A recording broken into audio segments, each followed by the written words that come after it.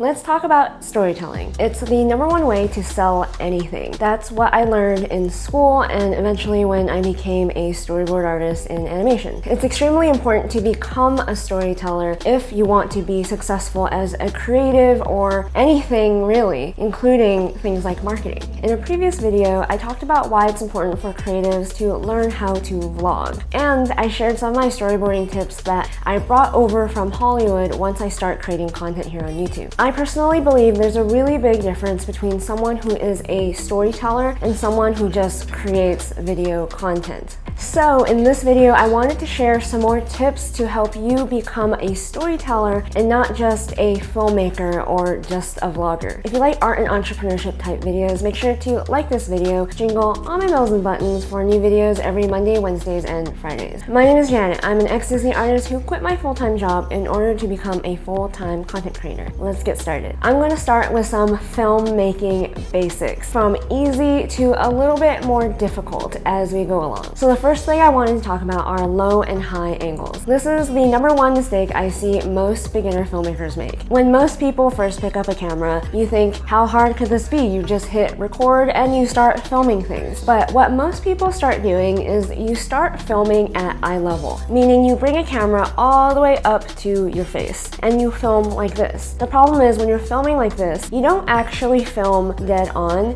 You tend to tilt the camera a little bit down at whatever it is that you are filming. That angle is a really unnatural and in a lot of ways unflattering angle to film most things. It makes everything look smaller because when you are looking down at something, it looks smaller. You are seeing the tops of surfaces like the tops of tables and stuff like that, and everything just doesn't look very exciting. The one thing you can immediately do to improve your video content is to go from this angle and just bring the camera lower. By doing that, you make things look a lot more natural and in a lot of ways more dramatic. Things look bigger, they start taking up more space because of the way the perspective changes, and it looks more natural. The reason why I think this is we are all really used to watching movies and TV shows. And in a lot of movies and TV shows, the DP and the cinematographer will compose the image to look as beautiful and natural as possible. And what they typically do is they film at a lower angle, partly because they do want their stories to feel more dramatic. And if you want your stories to have more impact, lower your camera angle. Technically, you can go a little too far with this by bringing the camera way too low, like down to the ground low where it feels like you are crouched or laying on the floor. Then it feels like you are a dog or a small child looking at the world. But in general, if you keep the camera low, your shots immediately improve. Another reason why high camera angles feel a little bit unnatural and unflattering is because think of when you see these shots in movies and TV shows. Those type of shots are typically security camera shots where the camera angle is way up high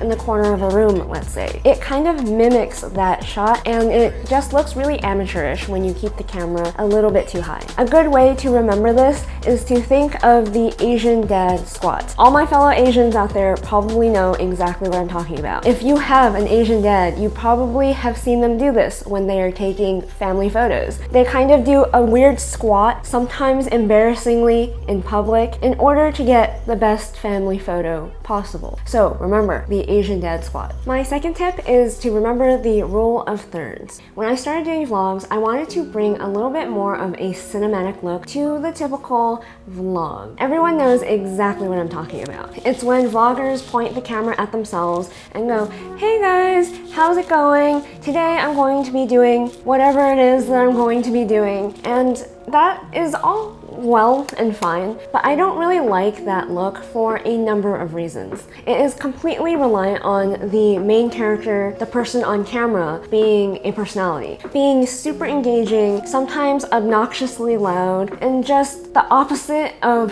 who I am. And other than the personality, there's nothing really all that interesting about the video in terms of the quality of the shot and the quality of the content. There's not much thought being put into the composition of the shot, and what you are looking at, really. It's just pointing at something and going, look at this, or look at me, or whatever. There's no real care being put into the beauty of the image and showing your audience something nice. So I want everyone to learn the basic rule of thirds. It's basically when you split the image that you're looking at into thirds, horizontally and vertically. The way you use this is you want things to line up on the lines. So typically when you are shooting a shot like this, for example, you want my eye line to be exactly on that horizontal vertical third. Also, when you are composing things, most people compose centered because it's natural and it's easy. For example, this shot,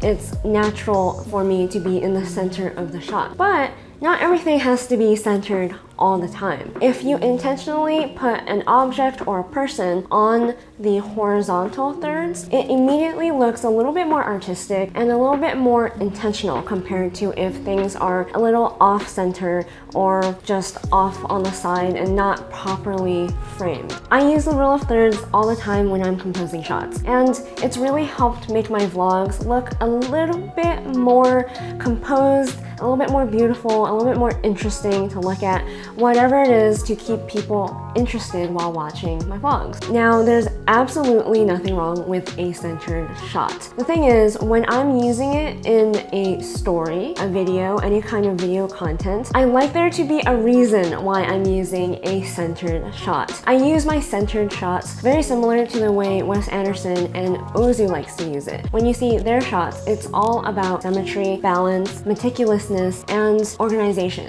Everything looks perfectly in place, and there's a story reason for that. If you are a very organized, meticulous, clean person, it makes sense to use a centered shot to show that in the story. Or if you are filming a minimalist space or a very clean space, it makes sense also to use a lot of centered shots to really capitalize on the beauty of the minimalism and the symmetry and all that. So whether you use a centered shot or an asymmetrical shot, it tells a different kind of story subconsciously to your viewer, and it's all dependent on the kind of story that you want to tell. My next film basics tip is to add foreground elements. This is a device typically used for film and movies to help the audience or the viewer really feel like they're in the space. What you do is you pick an object and you intentionally place it in the foreground of the shot. That way it forces your viewer to look past that foreground element and direct the eye to look exactly at what they're supposed to be looking at. Usually the main character, or in a vlog, you. What it does is subconsciously put your audience or your viewer right in the space with you. It feels like they are watching you, and it piques a little bit of curiosity. The next natural question that it makes the viewer ask is, who is that and what are they doing? It also sets the mood and it helps the viewer stay watching. And we all know here on YouTube, or maybe if you don't already know, that watch time and getting people to stay and watch all the way through your video is really important. This one shot really encourages the viewer to stay on your video for a little bit longer because it slowly entices them into the story of your video. One thing you have to keep in mind when you are doing this is you have to be really careful about the foreground element that you choose, because not all foreground elements make for good foreground elements. You have to be really careful about the silhouette of the foreground element that you choose. For example, silhouette meaning the overall shape of your object. Plants are really great because plants have a really beautiful, natural, interesting shape to them. But let's say you put a computer monitor as your foreground element. It's basically just going to be a black bar on the side of your screen, and it kind of looks like a mistake. It looks like, why is something wrong with your video? So you don't want that. You don't want just a boring straight line on the edge of your frame. Pick something that's a little bit more interesting to look at. Before I move on to my next tips, comment down below what other filmmaking tips that you would like to learn about. I'd really like to know. My fourth filmmaking tip are over-the-shoulder shots. You typically see these shots in film and movies when two people are talking to each other. When they are having a back and forth conversation, you'll typically be looking over the shoulder of one of them and then you'll switch. When you are vlogging or creating content on your own, you typically don't have opportunities to use this kind of shot because it's really unnatural to set up cameras like that when you are just talking to a friend, let's say. But this shot is also used when the main character of a show, let's say, is interacting with an object. You are typically looking over their shoulder and looking at whatever object they are interacting with. I found that this shot is really great for any type of crafty, creative person because we are creating a lot with our hands all the time. And when you are filming the creation of art or whatever it is, we need a whole lot of shot variety. So this is one really important shot that I really like to use because it leads people into the crafting or creation process slowly. It creates that foreground element that I talked about earlier and creates an added extra amount of dimension and space. When you are filming on a camera, you always have to pay attention to how much space is there in the shot. The more you can push perspective, push the amount of space and depth in the image, the more interesting the image tends to be. That's another added benefit of having a foreground element. And in this case, in the over-the-shoulder shot, you would be the foreground element to the object that you want people to look at. Once I typically have this shot, then I will cut in a little bit closer without me as the foreground element, and it ends up being a typical close-up shot. That way you can truly focus on the object that I want you to focus on. The reason why I like to include this type of shot in my vlogs is because it really does lead people into your story. It slows the pace of the story down, and it really lets the viewer settle down and enjoy their time watching their vlog. It's very different from the typical go, go, go, action-packed vlog that you are normally used to seeing on YouTube. And in a lot of ways, I think it matches art content, creative content a lot better. Not every vlog needs to be loud and obnoxious. I think there is a space for ASMR type vlogs or very cinematic, slower paced vlogs. My fifth filmmaking basics tip is to rack or pull focus. What this basically means is if your camera can do it, and not all cameras can do this, which is why I recommend you get a camera that can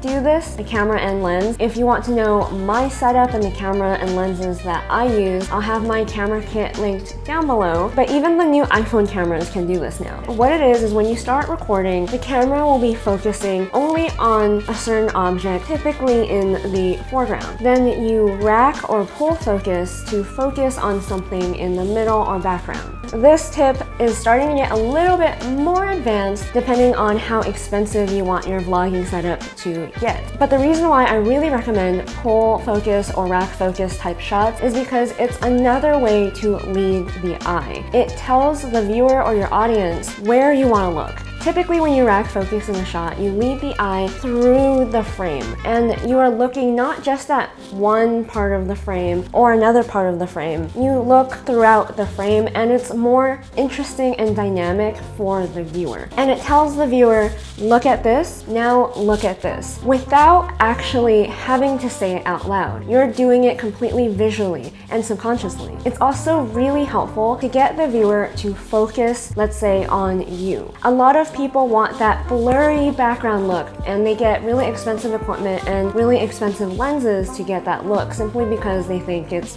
beautiful. And yes, it is very beautiful, but there's actually an extra added storytelling reason why you should want that, because it helps the audience focus in on the person who's talking. Instead of getting distracted by all the mess in the corner of your house or the random visual noise of books in the background and all this stuff, it helps people focus simply on you. My sixth tip for filmmaking basics is movement. When I was working in Hollywood, in animation, and in commercials and all of that, typically every 2 seconds there is some kind of camera movement, whether it is a camera pan, a push in, a tracking shot. These are all terms for different kinds of camera movement. Most beginners, storyboard artists, and filmmakers tend to not use enough camera movements. And the reason why I left this to the very end of the video is because not everyone has a friend, family member, boyfriend, husband, whatever, to help them film themselves. So it's pretty difficult as a solo filmmaker, let's say, to get movement in shots. But this is the #1 thing that steps your video content to the next level and makes it look a little bit more professional and a little bit like you know what you are doing. By adding simple pans to your videos, which is basically when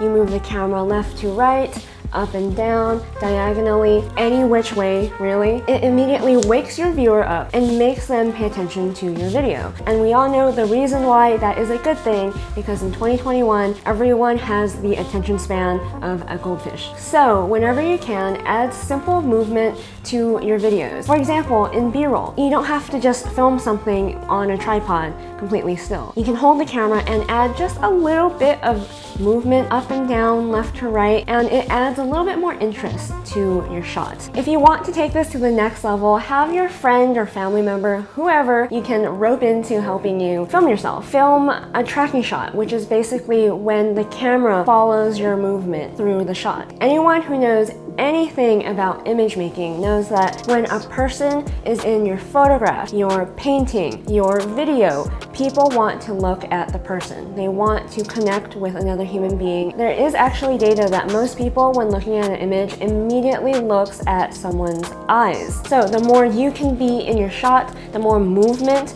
that can be in your shot, the better. Another good way to do this is, let's say you're walking to your favorite coffee shop. Take your camera with you and hold your camera as you walk to your coffee shop. What this does conceptually in storytelling is it moves the story along. Movement, moving the story along. It subconsciously tells the viewer that you, the main character, is moving closer to getting whatever it is that you want by the end of the vlog or video. Hopefully I've explained these concepts in ways that are more than just technical filmmaking concepts. There is a purpose. There is a storytelling purpose, meaning behind every little thing that you do when you are creating video content in order to tell a good story. By adding these concepts to your social media content, your vlogs, whatever it is, it will help you tell the story of your brand and who you are. If you want to learn more about how to grow your online business, check out my free guide, 8 Steps to Launch Your Online Store. Head over to honeyandabsinthe.com to help support this channel by buying some merch. All my camera equipment will be linked down below. Check out these other videos to learn more about how to grow on social media, especially my last video on how to vlog. If you like the video, make sure to like the video, jingle all my bells and buttons for more art and entrepreneurship type content, and don't forget to dare to dream.